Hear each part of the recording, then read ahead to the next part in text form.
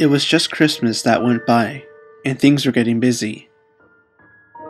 I had just started buying presents for my family. I had finished shopping, but I still needed to grab a present for my little cousin. She was not very hard to shop for since she was 4. She likes things like Peppa Pig and My Little Pony. She really liked, and I say liked for a reason, Max and Ruby. So when I decided to go looking for a present, I figured something like Max and Ruby DVD would have been perfect, since she liked to watch it on a daily basis.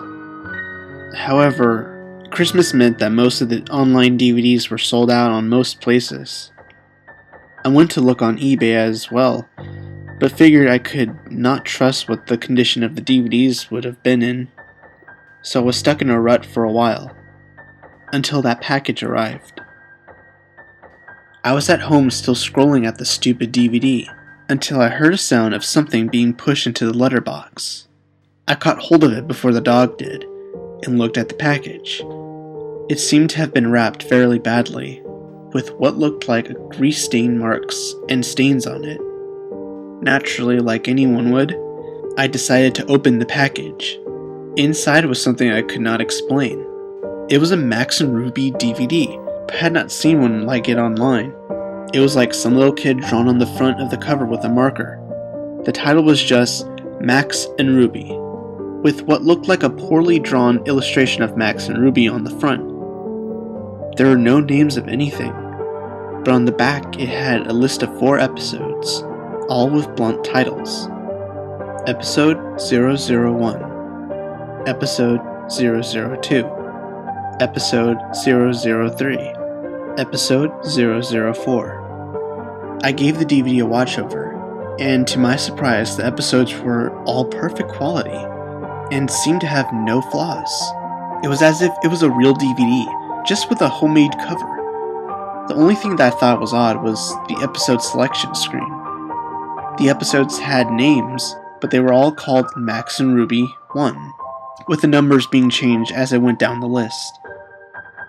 The actual selection screen was just a plain white screen with black text with the episode list, and nothing else.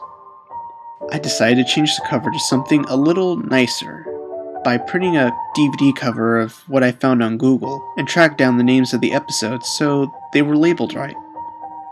I left the episode list screen alone because I figured it was self-explanatory. Christmas went by and things were fine. I gave my little cousin her DVD and she was so happy with it all through Christmas, but that was only because she had not watched it yet. On Boxing Day, the family had gone out for a meal and left me to babysit my cousin. I was not too bothered about being left home. I figured now was a good time to put on the DVD for her. I had put in the DVD and let it play. While I was in the kitchen eating my dinner, from what I could hear, she had watched episodes 1 to 3 so far. I was just about to finish off my noodles when I heard my cousin screaming from the other room. Dropping everything, I had run into the living room and saw my little cousin curled up on the floor screaming. I looked up at the TV, and I felt my heart in my throat. What I caught a glimpse at was the most disturbing thing I had ever seen. It was what appeared to be in a frame of Max and Ruby standing next to each other, in complete darkness. But what made it so horrible was their lack of faces. They had lost their noses and mouths, and their eyes were replaced with big hollow holes. The colors were disgusting blood red, and there was a faint static in the background. The sound was replaced with what sounded like Max and Ruby theme playing backwards, with a faint sound of static in the mix of it all.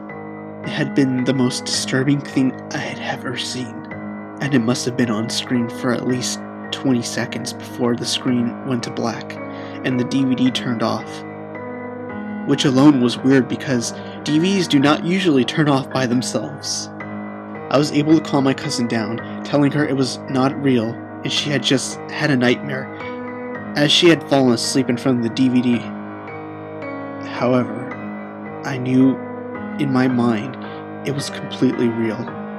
My parents had rung me up and told me that they were going to be out all night. So this was going to be the best opportunity to look at the DVD more closely. I did not mention it to them, and as soon as they hung up, I grabbed the DVD and stuck it into my laptop. As soon as it loaded, I noticed that episode 004 had now been replaced with Rest in Peace, Mommy and Daddy, which sent a deep chill down my back. Since my cousin was now asleep, I kept the sound on low and proceeded with the episode. Normally, an episode of Max and Ruby would have 3 short stories, but this episode only had 1. It started off quite lighthearted. Max and Ruby were playing tag in the garden, and their parents were on the porch watching them play. However, something was off. The sound was playing in reverse, and the parents' faces were that of sadness. It panned to the mother and father, and in their voice of deep sorrow, the father spoke. "It's such a shame." He sighed. It then cut short to the sound of static and a large scream, followed by the sound of 2 people choking. The sounds were so realistic, it made me almost physically sick. The screen then switched to Max and Ruby standing in front of what looked to be gravestone, labeled Rest in Peace, Mommy and Daddy. The 2 of them had no faces. At this point, there was also no sound, apart from the faint static. This scene remained on the screen for about a minute and a half, before it cut away into black. It then changed scene again, now showing Max and Ruby sitting in Ruby's room. The sobs were so realistic and heart-wrenching that it sounded like it was taken from a real person mourning. What happened next was the most disgusting, yet saddest thing I have ever witnessed. The scene had changed to Max sitting in his room. He was standing on a chair, with a noose hanging from a ceiling. He had brought it around his neck. The scene faded to black, and a static got louder, almost instantly. It then cut to Ruby walking in on her brother. She let out a gut-twisting scream. The camera was panned on her face, as the sound of the chair being kicked, and then some choking from before began to play. The picture of Ruby's face stayed on the screen for a good 5 minutes. This time, her eyes had returned with the same gaping holes. And as before, there were no other facial features. The static only grew louder and drowned out the sound of her cries. The scene cut to black with the loud static. When the screen returned, Ruby was sitting, now on her own, in the garden by 2 gravestones.